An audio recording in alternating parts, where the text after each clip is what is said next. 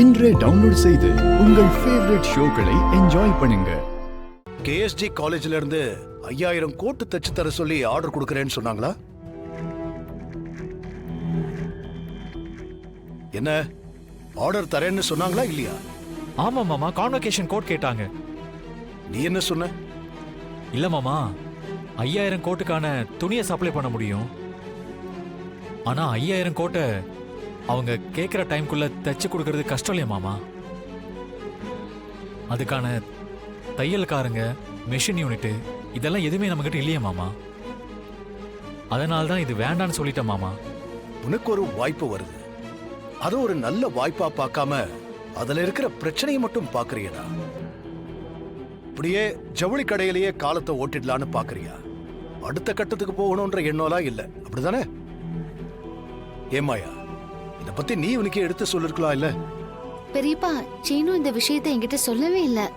அப்படியா? சொல்லலையா அவகிட்ட? ஒருவேளை தன்னால முடியாதுன்னு முடிவு பண்ணிட்டதால யார்கிட்டயும் சொல்லலையோ என்னமோ. ஏண்டா, அப்படிதானே? ஆமா அத்தை. ஆனா கோயம்புத்தூர், ஈரோடு, திருப்பூர்னு பார்த்தனா 5 மிஷின் 10 மிஷின்னு போட்டு சின்ன சின்ன டெய்லருங்க பீஸ் ரேட்டுக்கு தைச்சு கொடுப்பாங்கல்ல.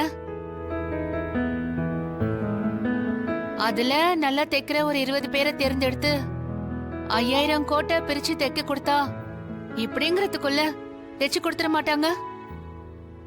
நீயும் அவங்க கேட்ட நேரத்துக்குள்ள முடிச்சு கொடுத்துடலாம்ல? முடிச்சு கொடுத்துடலாம் தான். என்னடா இழுக்கிற?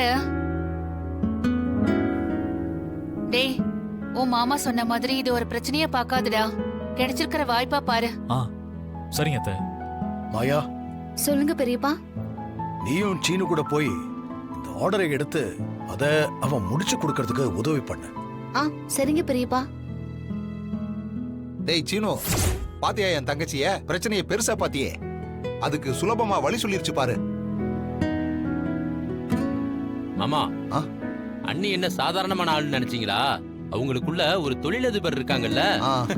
சிவா, அண்ணி நான் ஒன்னும் சும்மா பேச்சுக்கு உங்களை கிண்டல் பண்றதுக்காக சொல்லல, உண்மையாதான் சொல்றேன்.